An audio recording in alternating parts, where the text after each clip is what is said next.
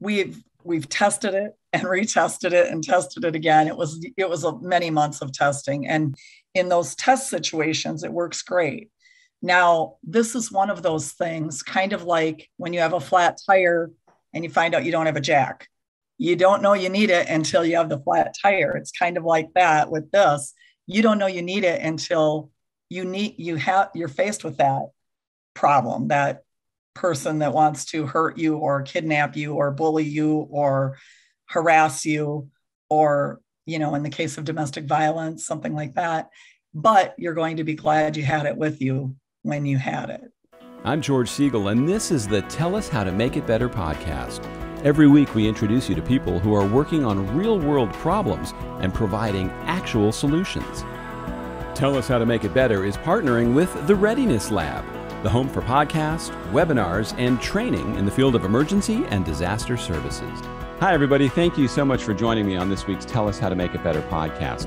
The reason I started this podcast was to interview and introduce you to people who in their jobs or in their lives have identified a problem and are trying to do something about it to make it better. They're not just complaining about it, but they're actually doing something.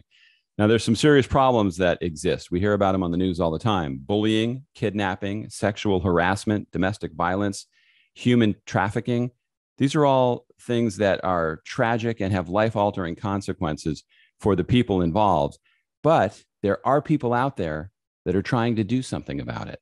My guest today is Tammy Haldeman. She's a mom, a grandmother, author of 2 books, podcast host of Tammy for a Change, and she's developed an app called Your Shield, an app to fight against bullying, kidnapping, sexual harassment, domestic violence, and human trafficking. Tammy, welcome.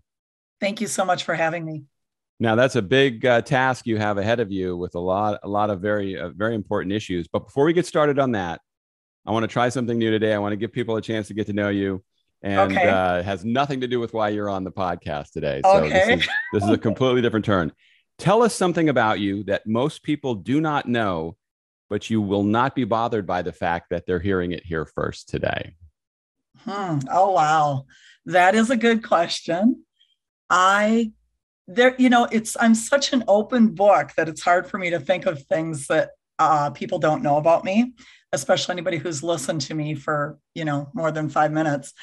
But I guess I would say that even though I'm very much a people person, I do sometimes like to have my shutdown time and be away from people. And people probably don't know that because I am such an extrovert or come across that way.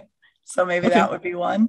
That's good. Yeah, no, that's something that they would go, gosh, she's always so nice. They don't know that you ever need a break. I do sometimes need a break. Very cool. Now, if you were told to go out today and just have fun, that's all you had to do, what would you do? I would probably go ATVing, or I would go traveling. I love to travel. Okay. COVID's kind of put a dent in that, but at least it's coming back now, right? We can start going more places. Well, right. And, there's always camping. Good with that. Wow. My son is a camper. I don't camp. I come from a long line of people that just, my idea of camping is a 3-star hotel. So many people say that. Yes. Yeah. I'm just a wuss. All right. So let's get into what we really have you on here about today, because it's really important. What is the problem or issue that you have been working on? Because it looks like you've been doing a lot of stuff. So I have been, one of the things I do is I have a podcast, and that's just to put more good out into the world at a time that the world needs more good. And so that's Tammy for a Change. And then the other thing, the bigger thing, or the thing that we're really here to talk about today, is I've been working on an app, and it is now hit the App Store. And the problem is bullying, kidnapping, human trafficking, sexual harassment, and domestic violence. That's a lot of things all lumped into one thing, a lot of problems. What got you into thinking about doing something like this? Was it a personal bad experience? Was it just seeing how crummy things are in the world? It's really crazy because I'm not a person who ever sat around and thought about bullying or any of these things, really. I mean, it would hit me when I heard news stories, but I didn't just sit around thinking, what can I do about this? And I'm also not a person who sat around thinking, what app can I develop at all, by any means. But what happened is we had a girl in our state who had been being bullied. And unfortunately, she was only 10 years old. She committed suicide. And I think that when I heard that story, it just, it broke my heart. But it also broke my heart open so that I was ready to get this idea, I guess, if you will, because I feel like the idea was a gift. Again, didn't sit around thinking about it. I was working out one morning and all of a sudden I just got this idea for this app. And as I continued to get ready, more and more ideas kept flooding into me about it and how I could make it better. And I was actually scheduled to be on a podcast with someone else to talk about monetizing my podcast. And so I had that meeting scheduled for Monday. I got the idea on Friday. So in the meantime, I went to my husband and I said, I got this great idea for this app. And he said, you've got to do something with that. It's huge. You have to do something with it. So instead of talking to him about monetizing my app, I talked to him about this. And as luck would have it, he ended up being the one who put me in touch with the guy who helped me find developers to get it developed. And I spent probably 16, 18 months getting it developed and quite a bit of money to get it developed because I think it's just that important. Yeah, no, it definitely is. So when we talk about how this problem affects people's lives, you had that one example. There are a million others. I mean, I see it with my kids in school. I hear about it all the time. I've made videos about it for clients.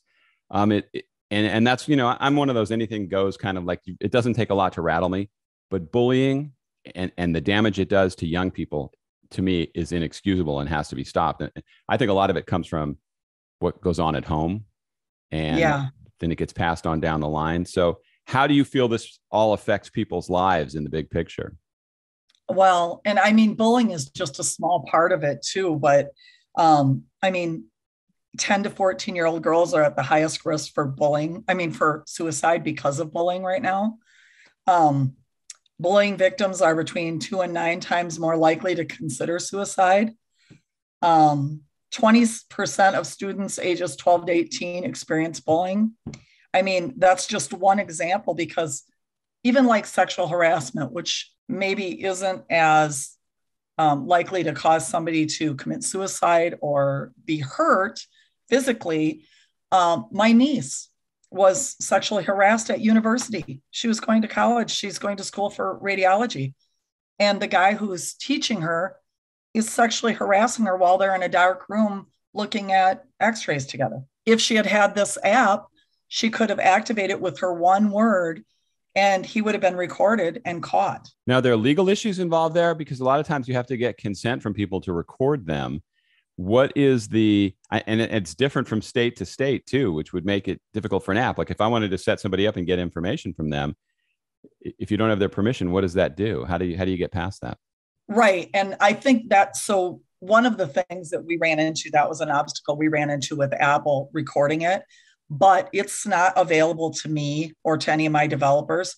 The recording is available to the user. So the user is the one recording themselves and playing it for themselves.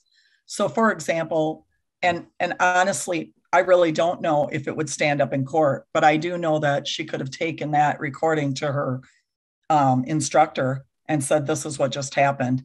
And she would have at least had proof that he did say those things. Same with a bully. The bully's first instinct is going to be, I didn't do it. Yes, she did. And at least then the teacher or the counselor or the parents have the proof to call them on the carpet. And in a bigger picture, it may actually get a bully to consider not doing it because they don't know if the person would have that app and be recording them. Yeah, that's such an important thing to stop. I've talked to kids. I've interviewed kids who've tried to commit suicide at some point in their life. And, I'm pretty callous to things that go on from my years in the news business, where you just kind of go, okay, this stuff happens all the time. But when a young person tells you that, it actually makes you cry. It's so painful to hear that their life became so bad at that point, they considered ending their life. I mean, it's just an overwhelming thing to deal with. It is. And again, there's so many things that are like, for example, the indigenous women of the world going missing. I mean, possibly this could help them, this app. What happens with the app is you speak one word and you program the word. As the user, you program the word. Then when you activate the shield and deactivate the shield yourself. So you say the word, you could work it into conversation. I envision this, maybe child, and maybe his word is, I don't know, lollipop. And he says, I want you to leave me alone. I just want to, have a lollipop. That's a little extreme, but I'm just using it as an example. And it triggers your shield to be sending his location, the recording. Well, not send the recording, but it starts the recording. It sends his location to his alert partner that he's also programmed in himself. And help is on the way, and the assailant never knows that the help has been even alerted. Very interesting. What kind of response have you gotten? What are you finding as people are using it or trying it? What did you find out during the development of it for how effective this could be? Well, we've tested it and retested it and tested it again. It was many months of testing, and in those test situations, it works great. Now, this is one of those things, kind of like when you have a flat tire and you find out you don't have a jack. You don't know you need it until you have the flat tire. It's kind of like that with this. You don't know you need it until you're faced with that problem, that person that wants to hurt you or kidnap you or bully you or harass you, or, in the case of domestic violence, something like that. But you're going to be glad you had it with you when you had it. Now, does it record in stealth mode? Because I've had instances where like my kids were having a meltdown, and just to get them to shut up, you say, okay, I'm going to record this. And so I'm going to play it for you later. And they know when you're recording them. Kids know devices so well that they know when they're on. How does this record? And hopefully I'm not coming up with one of those things that you didn't think about, but no. How does that work? We thought of that, and you can't, I mean, if somebody were looking at your phone and, they'd have to be staring right at it and know that you had activated something. Otherwise you would never know. And it's just audio. It's not audio and video. It's just audio. Yeah. Cause I imagine video would create just a whole other set of dynamics. So now as the app gets out there, there's a monthly maintenance fee for it. Is it a membership? And are there family plans, or is it by the individual subscriptions for each individual? Yes, it's a subscription for the individual, and it's only $4.99 a month. I wanted to make it available for anybody. Anybody should be, if you can afford a phone, you can probably afford $4.99 a month. $4. Sure, but if you have 2 kids, it would be per kid $4.99 a month. Or there is if you have a family and friends discount of $26 for the whole family of 6. So 6 or more. In terms of kidnapping and things like that, is it a device where if they say that word, the person that will know that they're being taken someplace? So they've activated that. And if their phone hasn't been taken away, that can also get that message out. Yeah. And it will track them, live tracking. So for example, we've tested it to the point where my husband could see me walking from the front of our business to the back of our business. He could see me walking through the building, and he said, you're walking towards the back of the building. Now, in the development of the app, and now as you're rolling it out, what are the obstacles that you face? What are the biggest challenges? Because I've had great ideas, and the toughest part always is, coming up with an idea is easy, but then getting somebody to fund it is always a huge thing, coming up with the money. And then the second thing is getting it out there and getting people to accept it. Also the development, which can also be a challenge. So what are the biggest obstacles you've run into? Some of the obstacles, of course, there was the money. We depleted a lot of savings to do this, but we just felt it was that important. Getting it on Apple and working through the intricacies of what's acceptable and what's not acceptable, that was a challenge, but we surpassed that. Getting it marketed is huge. Right now, we're only available on iOS. We're not available on Android yet because it was harder, believe it or not, to get it on Android than it was to get it on Apple, which a lot of people are surprised when I say that, but it's true. So marketing right now is the biggest obstacle I'm facing. trying to Have you get the tried word getting on out. Shark Tank? I have not. I didn't think I was making enough money for them yet. Yeah, those guys will eat you alive. I mean, Yeah. they scare the hell out of me. I would be so, I have a feeling in 5 seconds they would expose that I have nothing. And Yeah. I could see That's Mark exactly Cuban what just, they would do to me. So basically, you're making, I mean, in their world, I'm making $0 doing this. yeah, I'd be one of those people they'd yell at and shame, and I'd have to run out of there with my tail between my legs. So what's Exactly. it? So Android, in terms of like does the app change, or just the politics of getting it on their system is what's holding you back? A little of each. The Google Play has some other, I'm not sure what exactly it is that makes it harder for us to get it on there. To tell you the truth, I'm not a developer. I'm the person who had the idea and pushed to get it developed, but they tell me there's a few other things that we would have to do in order to get it on Google Play. But that is the next step. We know how to do it.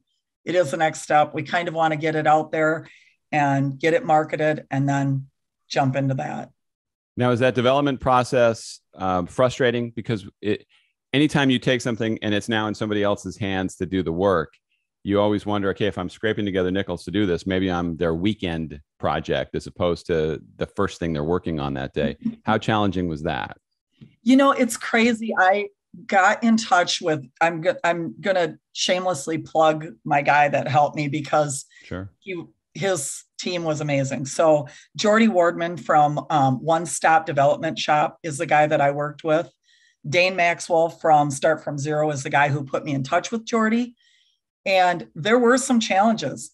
Some of my developers were in India. Jordy's in Switzerland. They're all 8 hours ahead of me. So I spent a lot of 1, 2 in the morning is when I'm communicating with them. They'd have a question. We communicated on Slack, and Slack worked great because we had this one place where we did all of our communication. And so they would say, here's the question. And I'd be like, okay, we got to do this. And sometimes it was really frustrating because you were thinking, oh gosh, now I got to wait a whole nother 8 hours for them to see that message or 10 Yeah. hours. So, and you're just getting going for the day and they're done for the day. So that was a challenge, but they were phenomenal to work with. And I honestly feel like I have friends in India now. I mean, the guys were so great. It got to the point where they knew they would foresee things that I may not even notice. Hey, what about this? Oh yeah, great. I wouldn't have thought of that because I'm not a developer. And then we would make those changes. Yeah, So there's probably a lot of really smart people that you can hire, but when it's a completely different time zone, that can be very yeah. frustrating. And you don't know who you're trusting at the beginning. In the beginning, I was like, and that's why I went to Dane and said, because I felt like I could trust him. And I said, well, and I don't know him from anywhere other than his podcast. I said, well, who would you get? And he said, well, I think Jordy Wardman would be great, but I don't know if you can afford him or if he has time. And as luck would have it, Jordy thought it was a great idea too. And so I was very fortunate. No, that's awesome. And my husband was very supportive because he didn't mind us depleting our savings to do this. Yeah, that's a brave leap of faith there to do that. And at $4.99 a pop, it could take a long time to get your money back. Absolutely. In terms of time frame, what are you doing? I mean, are you just hoping for word of mouth? Are you going to advertise this? Are you getting involved with different organizations? Yes, I have been reaching out to groups that like sexual harassment groups, Indigenous women groups, domestic violence groups, bullying support groups, those types of groups to tell them about my app. The problem is there's so many scams and so many people who are not, on the up and up that are also reaching out to people. And so I think that things like this, reaching out to yourself and getting the word out in a podcast format on YouTube, it's my testimonials on Jordy's site. I think all of those things will help me to become more credible.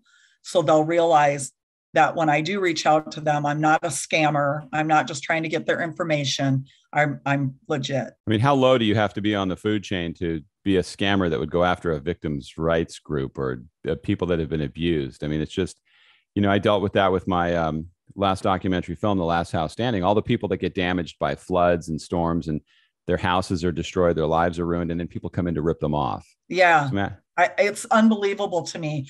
I've actually we have a website called Shield Me Home for the app, and I have on at least a weekly basis, somebody's trying to get into our app.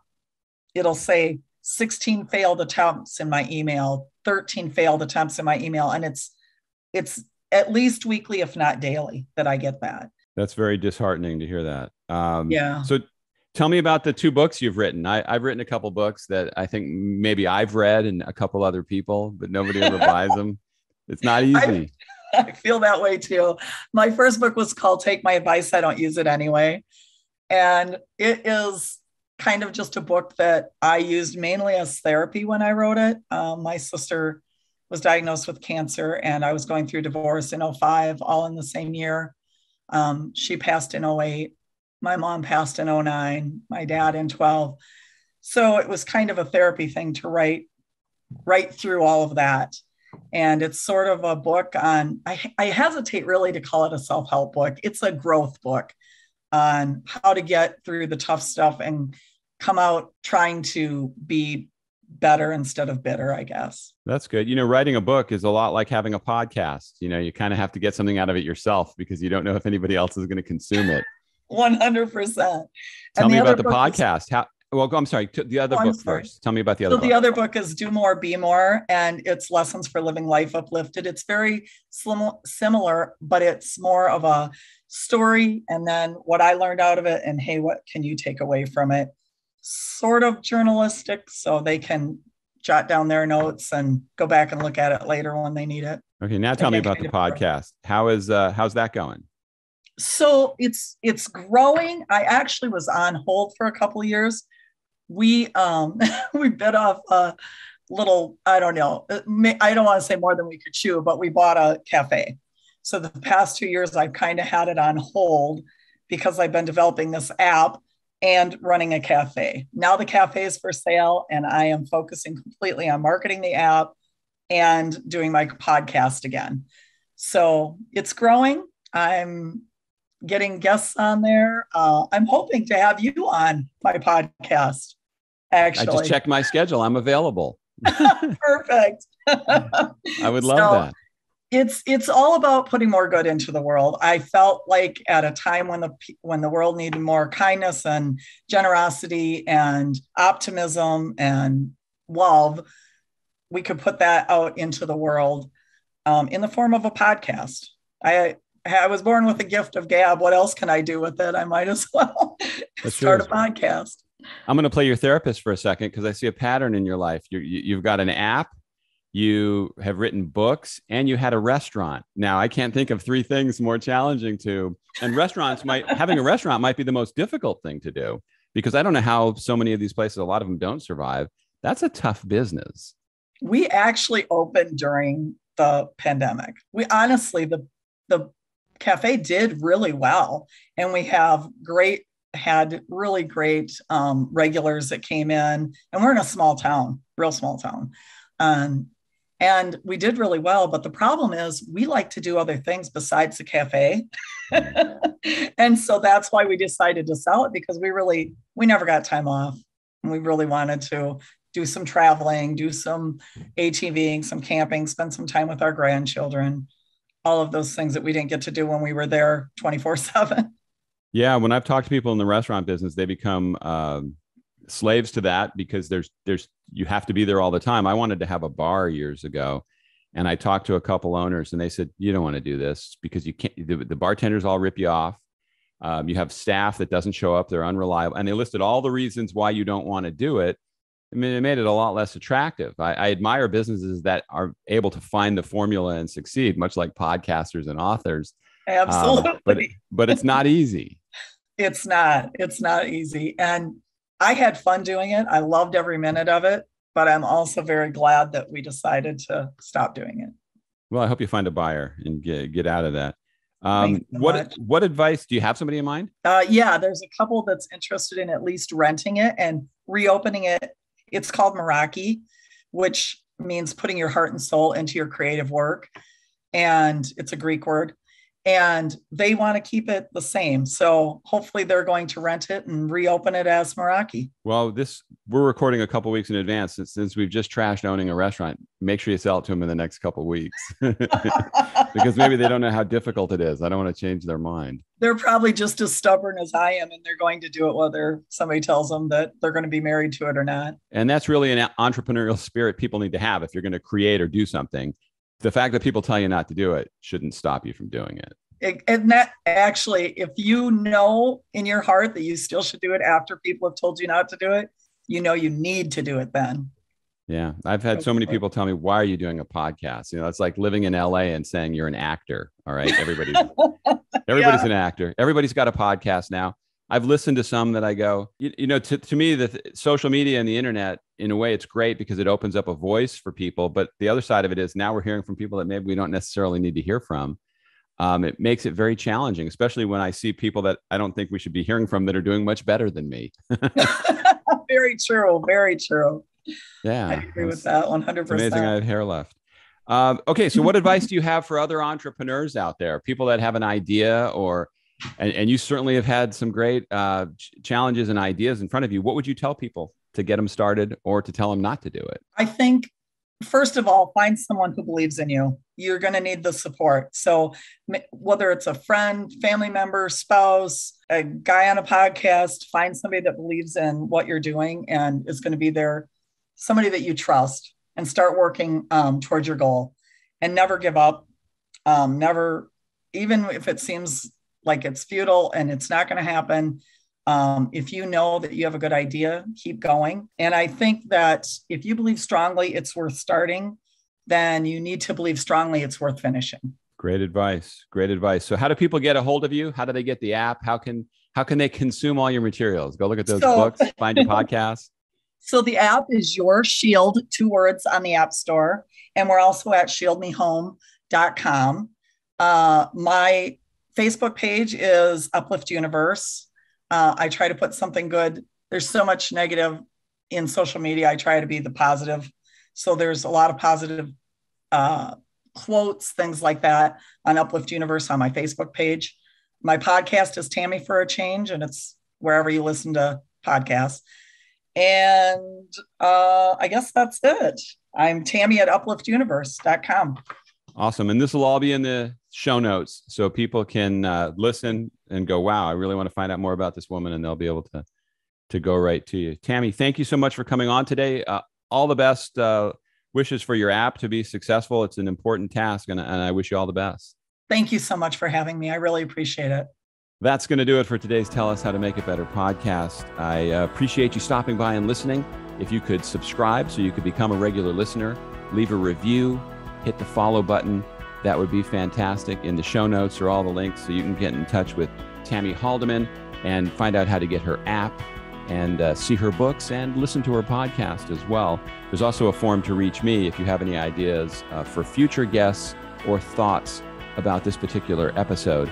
I would certainly love to hear from you. Thanks again for listening. See you next time.